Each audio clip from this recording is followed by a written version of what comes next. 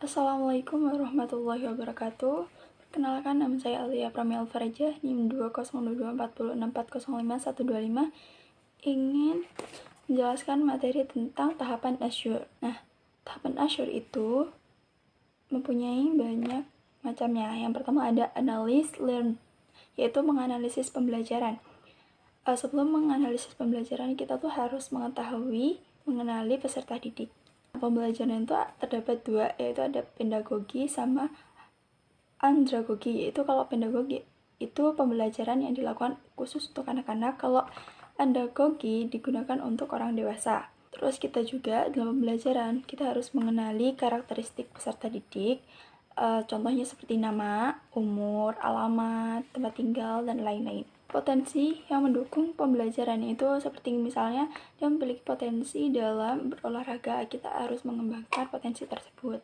Nah, kemampuan awal peserta didik adalah dengan cara kita memahami peserta didik, pahami gaya belajar, sikap, perilaku, dan lain sebagainya, agar kita mengetahui karakteristik peserta didik yang ini ternyata seperti ini, gaya belajar yang dilakukan adalah ini. Yang kedua adalah state objektif, yaitu menyatakan tujuan pembelajaran. Sebelum mulai pembelajaran, kita harus menyatakan tujuan pembelajaran kita. Seperti contoh, misalnya kita akan belajar tentang makhluk hidup. Nah, kita memberikan prolog tentang apa yang akan kita pelajari setelahnya. Terus, apakah anak-anak peserta didik itu menyukai pembelajaran tersebut atau tidak? Terus keterampilan yang digunakan dalam mengajar itu seperti apa, dan syarat. Selanjutnya kita select method, yaitu kita menentukan metode apa yang akan kita gunakan dalam pembelajaran. Pilih pembelajaran yang menurut kita tuh menarik minat para peserta didik. Dalam metode itu kita kan mempunyai bahan ajar. Metode apa yang cocok dengan pembahasan yang akan kita bahas. Terus kita menggunakan bahasa yang ada. Misalnya kita menggunakan bahasa yang mudah dipahami oleh peserta didik. Apalagi peserta didik pada usia kelas rendah itu harus menggunakan bahasa yang baik dan benar. Yang selanjutnya adalah utilize media materialis, yaitu tinjau dulu materi sebelum memulai pembelajaran.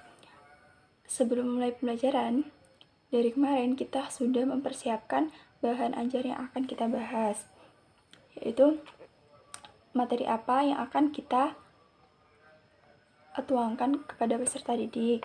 Siapkan lingkungannya. Pastikan sebelum memulai pembelajaran, lingkungan kelas itu harus bersih dan rapih agar nyaman untuk peserta didik dalam pembelajaran. Pembelajarannya pasti atau pelaksanaan pembelajarannya itu, pembelajaran itu yang akan kita jelaskan itu pasti, enggak kita sangkut pautkan dengan pelajaran yang lain.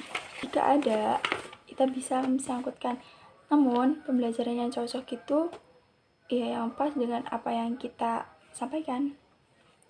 Selanjutnya ada require learning participation, yaitu untuk memastikan peserta didik terlibat dalam pembelajaran, yaitu dengan cara kita membuat diskusi kelompok. Kita membuat kelompok kerja agar peserta tidak bosan dalam pembelajaran. Itu kita membuat tanya jawab agar peserta didik itu aktif dalam pembelajaran.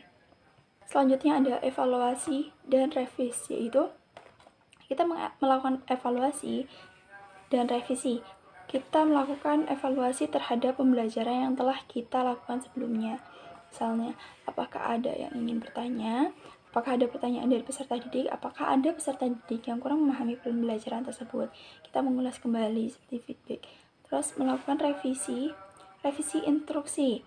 Kita bisa membuka tanya jawab untuk peserta didik. Apakah tadi peserta didik itu paham apa materi yang telah kita jelaskan sebelumnya atau tidak? Terus media atau materi media yang kita pakai itu apakah cocok atau sesuai dengan peserta didik atau tidak?